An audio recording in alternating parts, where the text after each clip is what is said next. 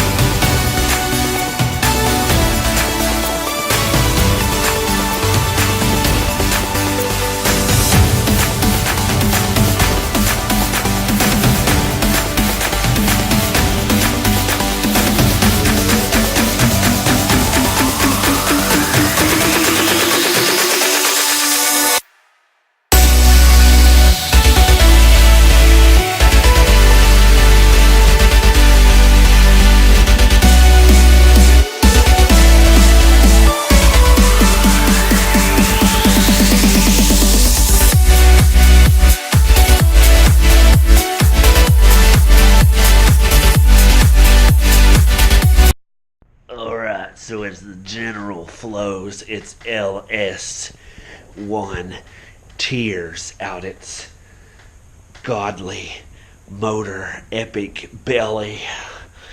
We're gonna go eat some chicken. And we'll let the tears of the LS1 keep flowing.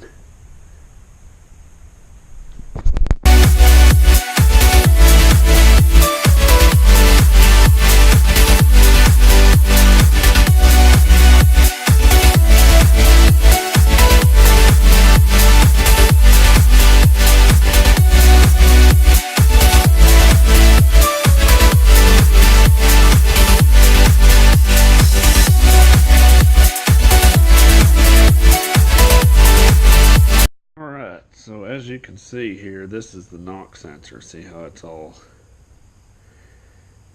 messed up? So we can mark this off the list, and we'll move on to check oil pressure connector. I'll show you on this engine. This is the oil pressure sensor, so that's where we're going to be going on the back of that motor. It's pretty much on the back right here by the distributor. So we'll take this off, try to put it back on, and maybe that'll help. First thing is we got to get up in here now that we got it jacked up. You can kind of see it way back there. Let me get the ladder. Where is the ladder? If I was a ladder, where would I? Oh, there that would be. One of these days we'll actually clean up this garage after we get this general out.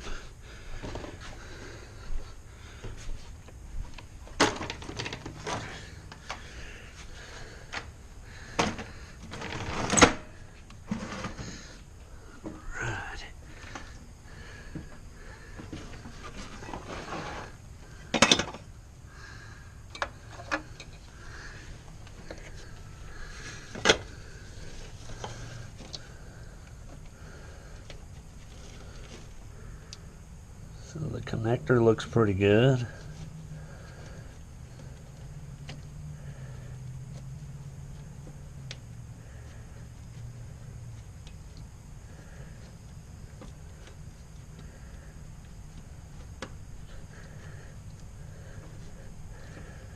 If I remember right,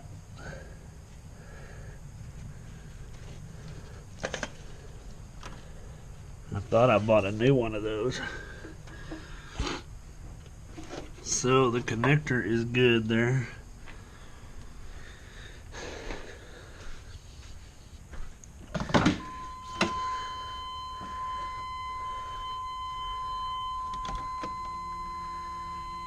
Well, it does go down to 0 when I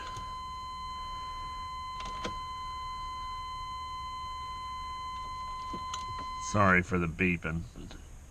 So maybe that's a good sign.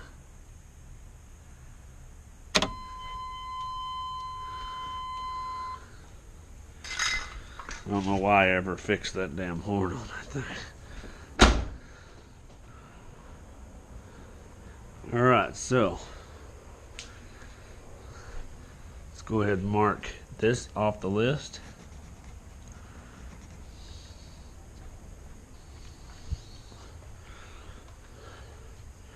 And we'll move over to the grounds. Let's skip the grounds for the time being because the truck's so high up. And we're going to go ahead and disconnect the computer here.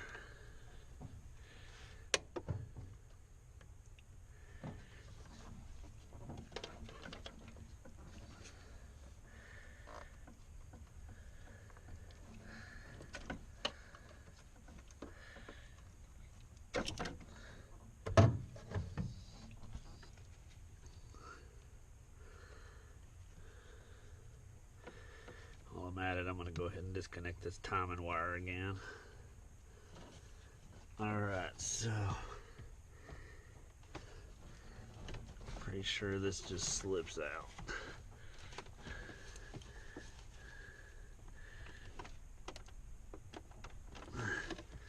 It's just tough.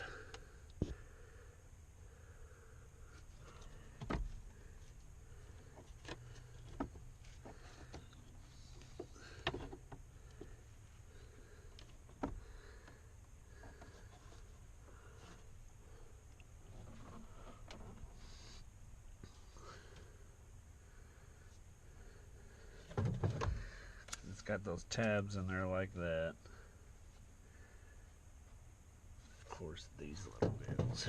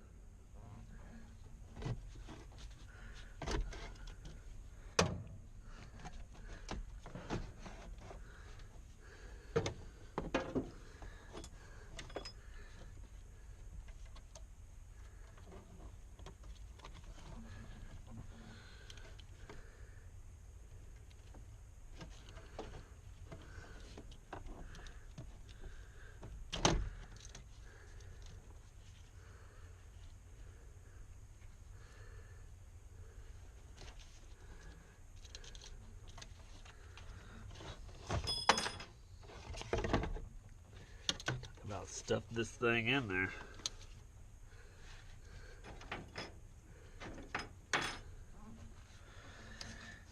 Alright. So let's see.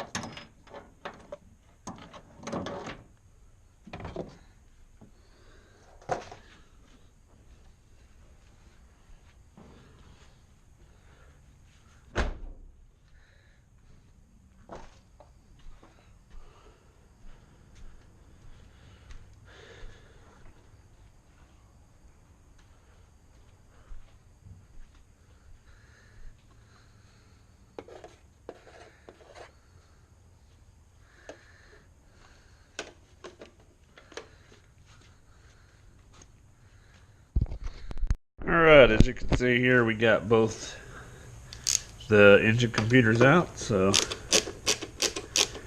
let's open it up here.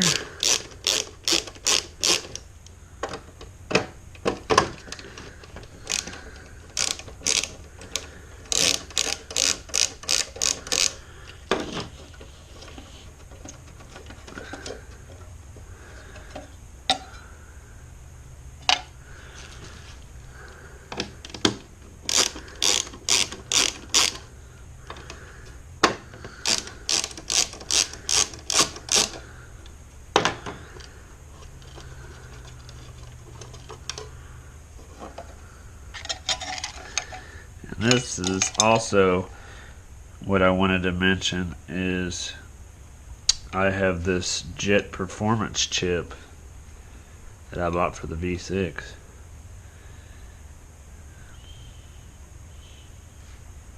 So remember how to get these off without breaking it.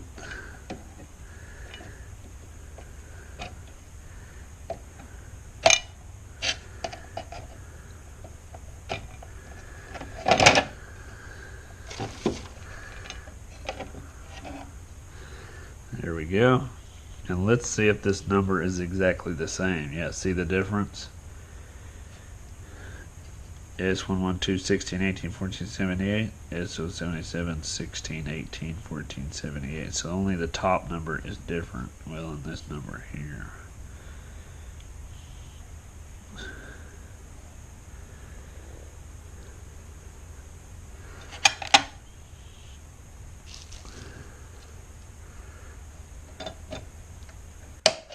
So I'm assuming these computers are the same, but I don't know how the status of this one. So we're basically going to just put the V8 chip in this V6 ECM, because I already know this one's been in the truck and it's good and all that. So, you know, I need to look up or get a hold of Jet and see maybe if I can, you know, swap this out for a V8 one. You never know. When you become a YouTuber, you might get. So we're going to go ahead and take this off. Basically, it just slides in there like that.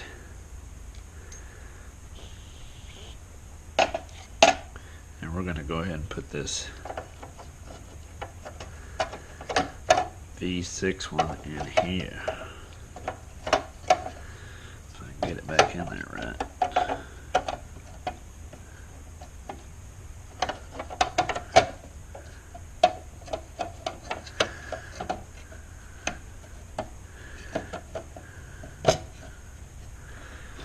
There we go. Sure doesn't like it.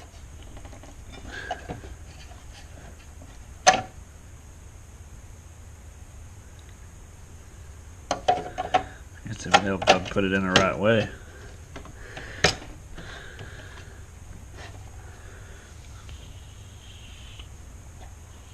So there we go.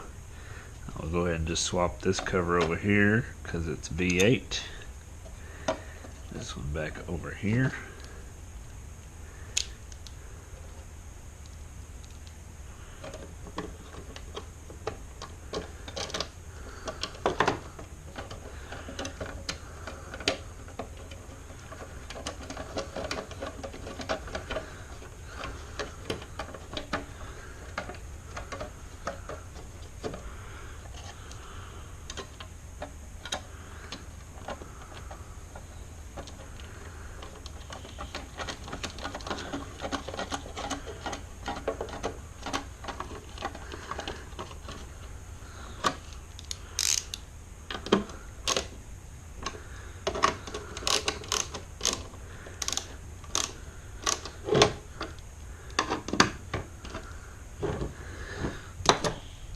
Let's just, what did I do with my phone? So let's just Google that and see what comes up. Jet part number 29515.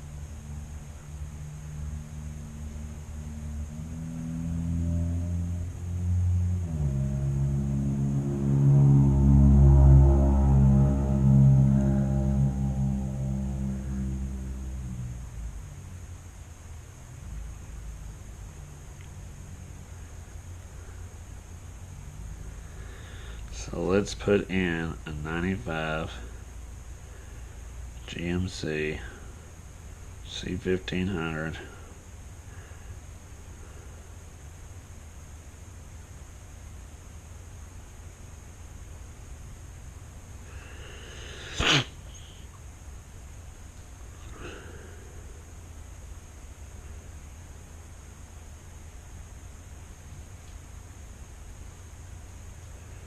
Hmm.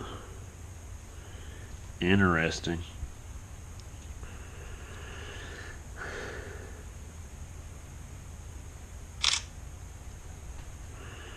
Let's just send, Terry.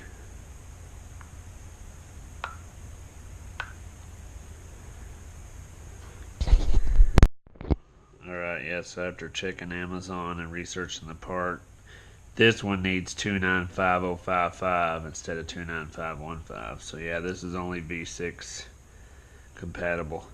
Which sucks because it would have been nice to be able to use that performance chip in here and not have to worry about getting another one. But we will just have to order another one later. Unless we can't get it ever started. So let's put this one back in the truck. Follow me for that adventure.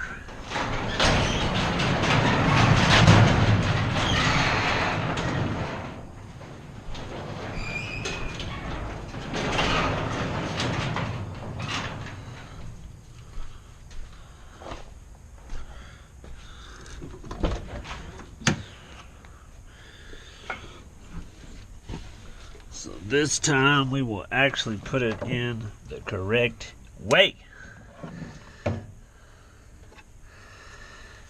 So let's put these little clips in here.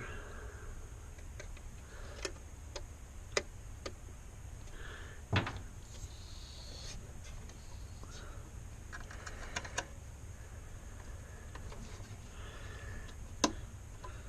we go.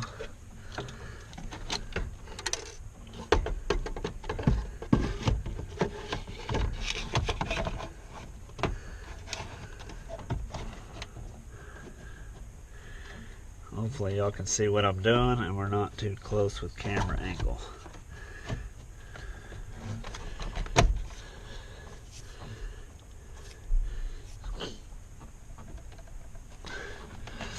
Which I should have left it out until I got the connectors on. Come back out, come back out. These connectors can be a little bit of a pain.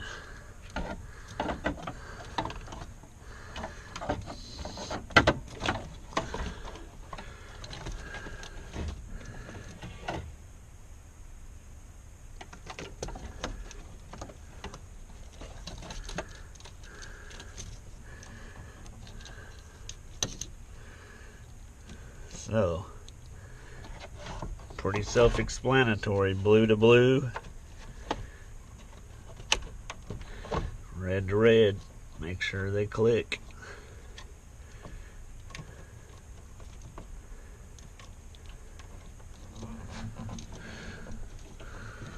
I hate it when the wires are tight like that. Should have put the red on first.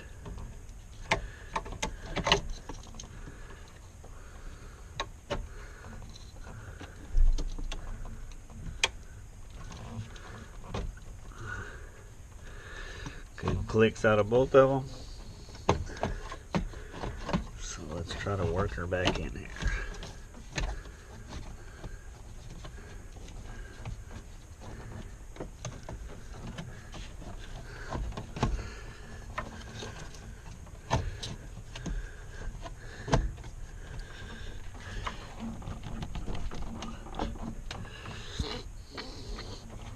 There we go.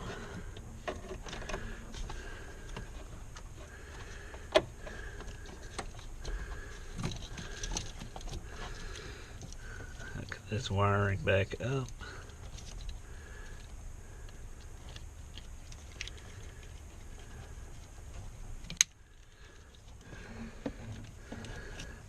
And also this right here.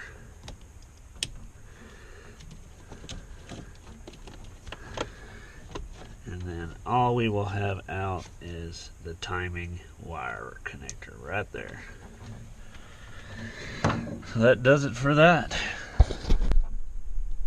Alright, so we skipped the grounds here because the truck's still high up. We'll wait till we get it back down. So we changed the ECM computers. So now let's start on making this exhaust. This is what's going to take the longest. We might not finish it tonight. So keep watching. We'll go to the bender, take the tubing, see what we can do. Alright, so basically this is my idea. I need like 245s to start my exhaust pipe. The way the headers are shaped, it needs to be about a 45 to be able to start with straight pipe to go over the transmission support. So with the way the bender works, when you stick this in here, you lose a lot of meat.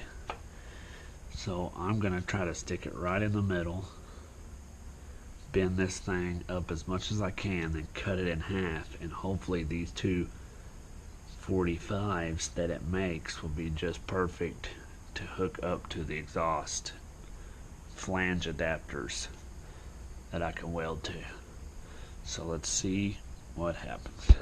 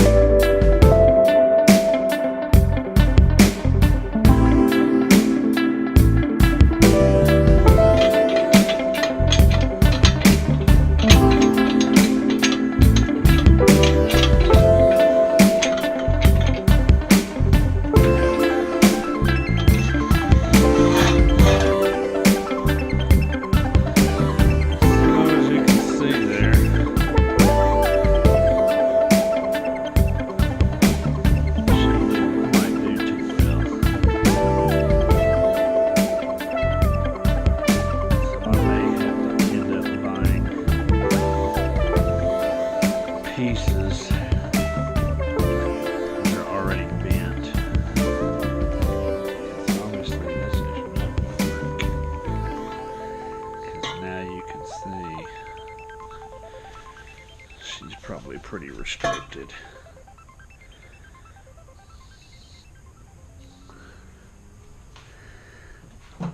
Flashlight out when I need it.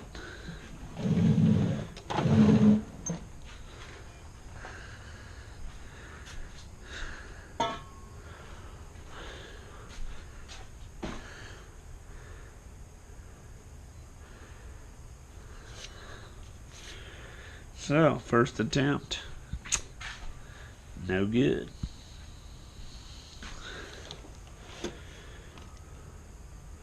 So we will probably just have to order the 45s that we need to go here.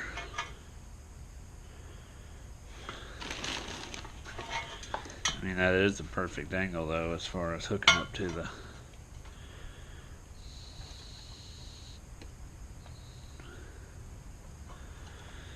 that would have been perfect. About right there would have been good if we wouldn't have had that number.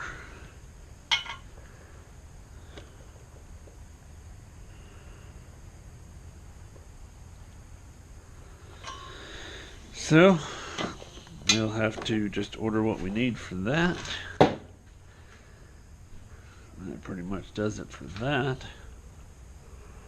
Swap TBIs.